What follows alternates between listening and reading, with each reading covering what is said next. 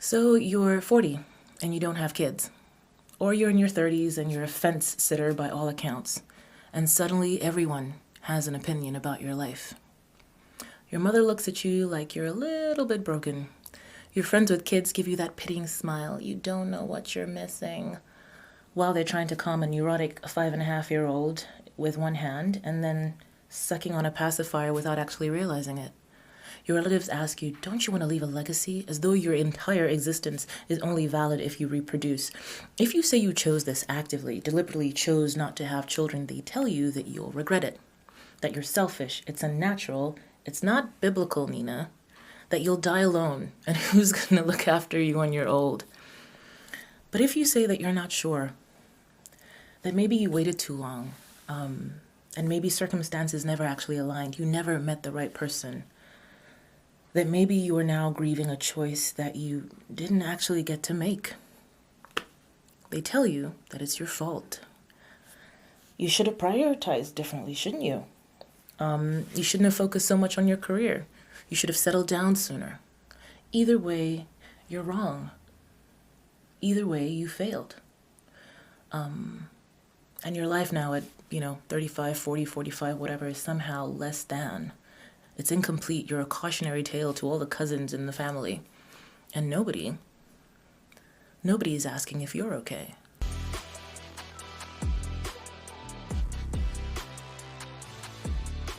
Hey y'all, welcome back to the Every Shade podcast. I'm Nina in Hong Kong, and why am I ranting about procreation today? In the last year, I've been watching about 6 friends tear themselves apart over a decision that society has made impossible to make peacefully.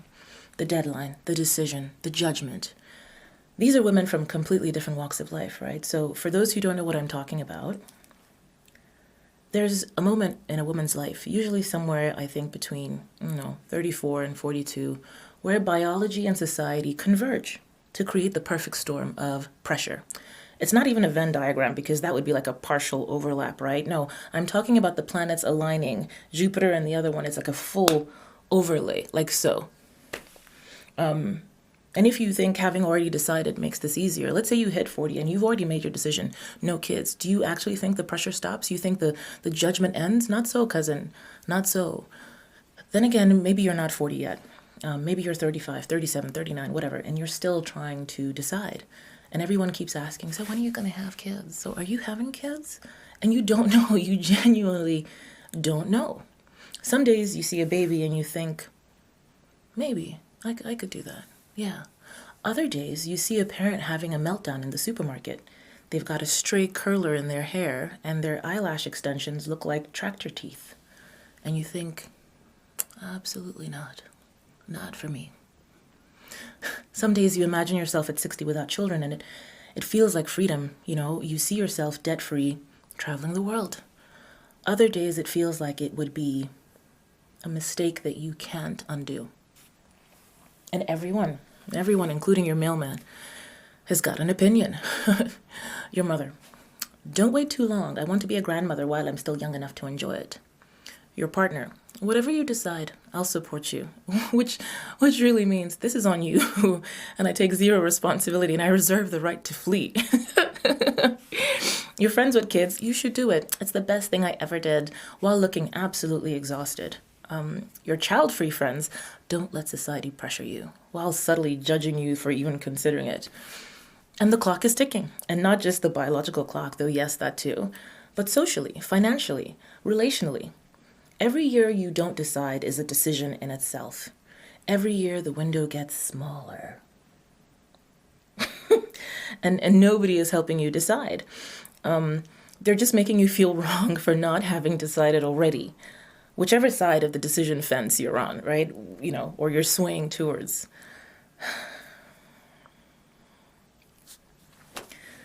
And I think it's really hilarious how these conversations evolve over time, right? In your 20s, you're too young. Don't rush into motherhood. Focus on your education, build your career, travel, backpack around the world. All those places you want to see, live your life. You have so much time. Don't saddle yourself with kids before you've even figured out who you are. This is reasonable, right?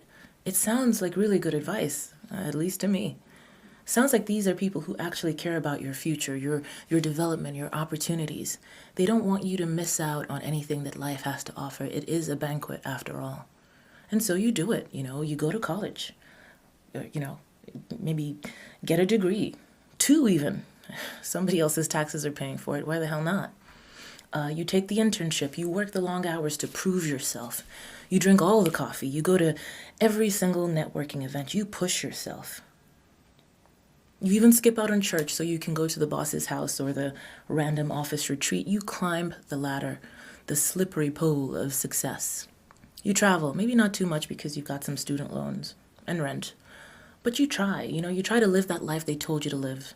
You date, but it's really a passive dating. Your main goal is to enjoy yourself, not to find suitable genetic material with which to spawn. To figure out who you are. You build the foundation that everybody told you to build. Then you get into your early 30s. You have time. Now you know who you are. You know what you're looking for. Don't settle. You've done very well for yourself. You shouldn't have to settle. You've got those 2 degrees. You've climbed the slippery pole. Wait for the right person. Wait for the right circumstances. I mean, you haven't even paid off the house, and you would probably need a bigger place anyway. You don't want to rush into this. It's a huge decision. It's a life sentence. Where do you want to live? Take your time. And it still sounds reasonable. It still sounds like these people have your best interests at heart. And so you wait for the right partner, for the additional financial stability to pay off the house, for the career milestone that makes you feel secure enough to bring life into the world, for the promotion they keep promising, for the job that doesn't require you to travel so much, for the relationship to be solid enough, for the timing to feel right. And then you turn 35, maybe 37, maybe 38, whatever it is you are. Maybe, 39 if you've really taken that whole take your time advice seriously. And suddenly, very suddenly, the script just flips. They start sending you articles from the New Yorker. Fertility rate drops off a cliff after 33. What women who wait don't know about their ovaries. Are your eggs cooked? I mean, the New Yorker wouldn't do the last one, but you get the drift. Fertility declines, risks increase, you're running out of time. Why haven't you started yet? What are you waiting for? Did you freeze your eggs? Did you freeze your eggs? Are you guys trying? How often are you trying? I mean, I've heard Tuesdays are really good for boys. Has he been to a doctor? Did they check his, Oh, God. And if you decide to have kids at 38, 40, 43, if you actually go through with it, why did you wait so long? Don't you know the risks? Geriatric pregnancy. It's a geriatric. Who the hell came up? Higher chances of complications. Selfish to have kids while you're this old. You'll be 60 when they graduate from high school. You'll be too old to go outside and kick the ball with them. You can't chase them around the yard. You'll be in a walker. You should have started earlier. Now, tell me this. Did you catch it? The whiplash? The moving goalposts? The same people who told you to wait to explore life are now telling you that you're irresponsible for waiting. The same society that said, focus on your career first, is now saying you focus too much on your career. The same cousin sleeping on your couch, the couch provided by the job they told you to go real hard at, is asking why you prioritized your career in your 20s. The same narrative that promised you had time is now weaponizing that time against you. I call it whiplash because that's the only word that feels appropriate, right? Women who followed the advice, who built their career, who waited for stability, didn't rush into motherhood because who wants to bring a child into that? Now they're being told that they're selfish, short-sighted, reckless for doing exactly what they were told to do. Meanwhile, if you're a dude, a man, you get none of this till maybe you hit 55. And definitely not to the same degree. A 45-year-old man is having his first child. Oh, he's starting a family. He's mature, established, ready to be a father now. He's built his career and his life. A 40-year-old woman is having her first child. It's a geriatric pregnancy. She's high risk, irresponsible, should have planned better. should have prioritized differently. And yes, before you come at me with your recently gleaned knowledge of the reproductive system, I know the biology is different. Men produce sperm continuously. Women are born with all the eggs that they'll ever have. Okay? I know this. Fertility declines with age. Risks increase. These are facts, medical facts, biological facts. Well, Nina, they're not the same. I don't know what accent that was. Yeah, the risks are not the same. I'm not denying the biology. Here's what I am saying, though. The biology doesn't explain the judgment. Because even when you remove the biology from the equation, right? Even when a woman, say, chooses to adopt, to use donor eggs, to try surrogacy, to actually access the medical interventions that make the biology irrelevant, the judgment doesn't stop, right? Some examples, because how else will we learn? A 40-year-old woman is adopting. Why did you wait so long? You should have done this earlier. You'll be 60 when they're in college. Okay. A woman is using donor eggs, right? That's not natural. Why are you forcing this? Maybe it's not meant to be. A woman is freezing her eggs in her 30s to give herself more time. That's so clinical, so calculated. It's expensive is what it is. What about love? What about letting nature take its course? The biology is real. The medical risks are real. But we've weaponized the biology to justify the judgment. And that goes way beyond medical concern. Because no matter what decision a woman makes, we're coming for her. Because if this was really about biology, only biology, if this was genuinely about health, risk, optimal conditions, and only that, we would be having completely different conversations. We'd be saying at 25, you can't afford the $12,000 required to freeze your eggs because that would be the best time to do it. We'd be talking about paternal age and autism risk. We'd be talking about sperm quality decline after 40. We'd be talking about older fathers and their increased genetic mutations, right? We would be funding childcare and parental leave so that women can have kids earlier without sacrificing their entire careers. We'd be making fertility treatments affordable instead of a luxury that only the rich can afford. We'd make it so that you wouldn't have to mortgage your soul and sell your kidneys on Craigslist to freeze your eggs. We'd be supporting women's choices instead of policing them, but we don't do any of that. Instead, we use biology as some sort of, whatever this is, as proof that women who don't follow the acceptable, ever-shifting timeline are irresponsible. They're selfish. They're going against nature. And this is the tell, huh? This is the rub. The judgment doesn't actually change based on the medical reality. It changes based on whether you're conforming. Have kids at 23. High risk for different reasons. You didn't establish yourself first. You'll struggle financially. You can't put this kid in a good school. You gave up your youth. You didn't know who you were. If you did, you wouldn't have married this Muppet, would you? You don't have any life experiences. You have nothing to actually teach your child. There's higher divorce rates. But society calls that young love and starting your family. Have kids at 40. Higher medical risks, yes. But stable career, life experience, financial security. And society calls that geriatric and selfish. You waited too long. You prioritize the wrong things. You put yourself at risk and the baby. And here's the tragedy, because there's always one. The timeline is not about a woman's well-being. It was never about giving you good advice or helping you make the best choice. The biology is the excuse. The real issue is our favorite thing in the world, control. The real issue is that women are supposed to want kids at the exact moment that society deems appropriate. Not too young, you'll be poor. Not too old, you'll be risky. And definitely not never, you'll be incomplete, broken, and not quite a woman. It is about control and making sure that no matter what you do, you feel like you did it wrong. The timeline is designed to make you feel like a failure regardless of when or if you make the leap. And the sad, sad truth is that there is no right time for everyone. There never was. It's impossible. You're not God. The concept of the right time is a used washing machine that's sold to you to kind of keep you anxious, keep you second guessing. keep you feeling like whatever you're doing is somehow just not enough. Too young, too old, too focused on your career, not established enough, too late, should have started earlier, should have waited longer, should have known better. You're still working, you have to leave the kids at home. You should have waited until your career was more stable. It's exhausting, and it's designed to be exhausting. And the most cruel part is that men largely don't live on this timeline. They get to be 40, 50, even 60, and still start families without anyone questioning their choices for longer than an hour, their priorities, their timelines. Nobody calls it a geriatric sperm donor. Their sperm quality declines too.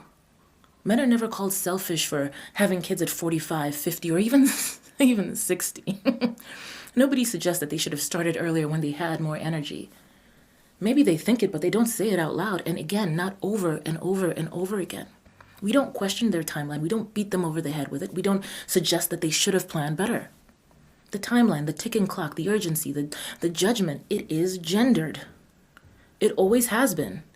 And it is beyond the clock. It is beyond the biology of how a woman's body works. The biology is different, but the judgment, that's a choice, a social choice, a choice to hold women to impossible standards while giving men infinite grace. And watching my friends navigate this, watching them internalize the blame for following advice that was designed to make them fail, it's infuriating. Because they did nothing wrong. They made reasonable choices based on the information and pressure they were given. They built their lives the way they were told and taught to build them. And now they're being punished for it with judgment, with looks, with medical labels like geriatric. That word really gets me. With social stigma. With a constant implication that they should have known better, done better, timed it better. When the truth is, the timeline is rigged. It was rigged from the start. And they're never going to win. So yes, I acknowledge biology. I respect the medical facts. But don't let anyone use biology to excuse the fact that women can't win this game no matter what they do. The biology doesn't explain why we fund Viagra but not fertility treatments.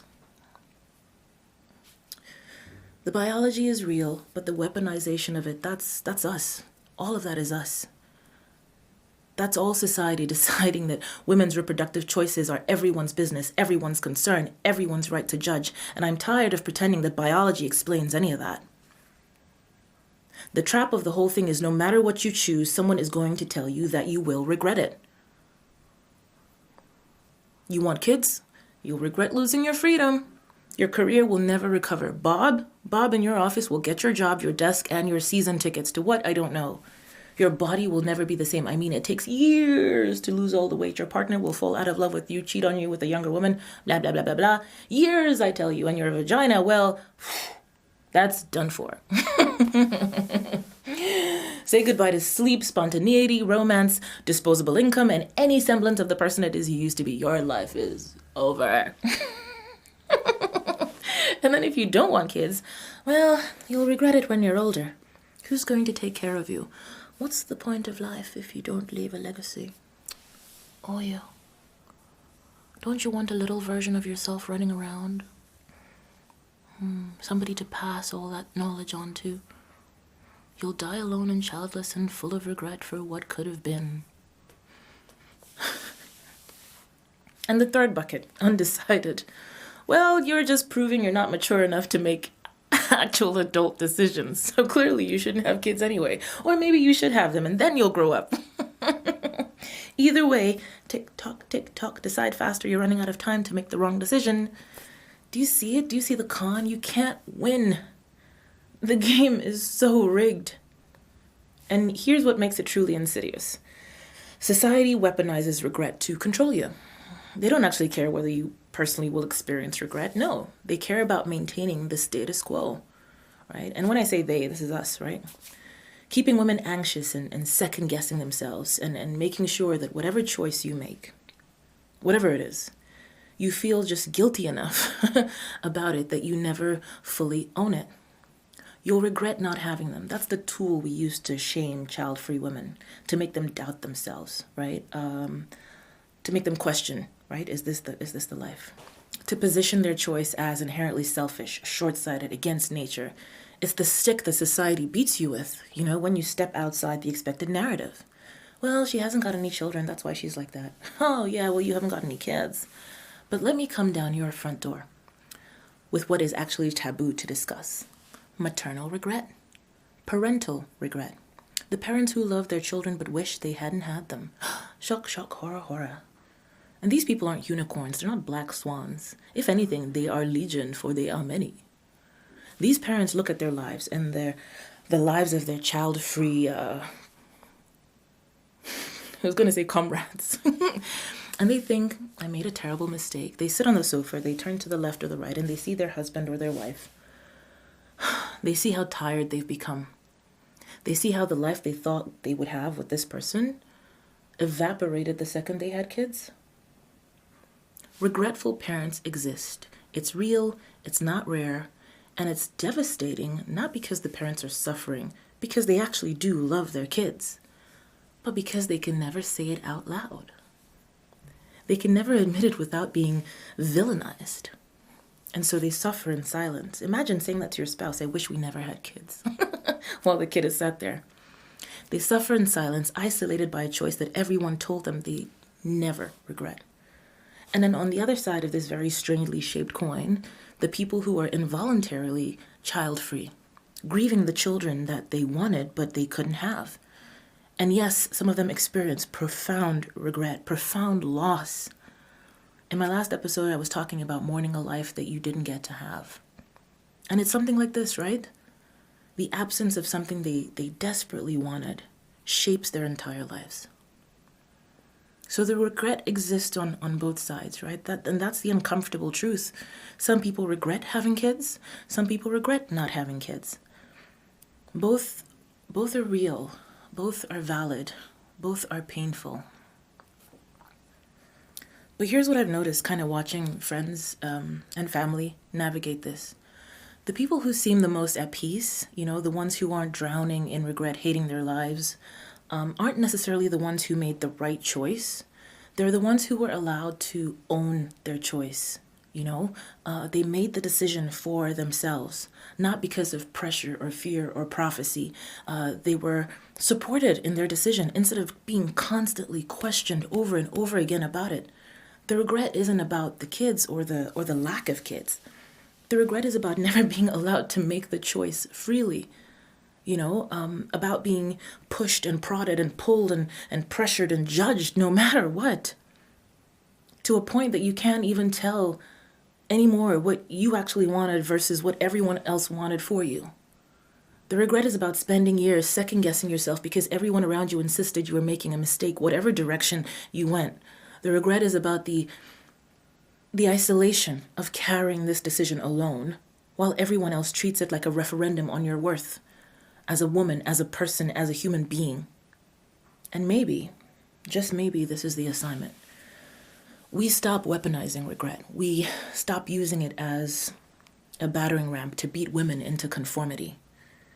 Maybe people would actually be able to make this decision with clarity instead of terror, with support instead of judgment, with the freedom to actually know what they want instead of just trying to avoid the regret everyone keeps promising is inevitable. But that would require society to trust women to know themselves, to make their own choices, to live with the consequences, good or bad, without constant intervention and judgment. And apparently that's still too much to ask in 2026. So instead we get the prophecy of doom, the promise, the threat, you'll regret it. Either way, no matter what, you'll regret it. And sometimes the prophecy becomes self-fulfilling, right? Not because you made the wrong choice, but because everyone convinced you that you did.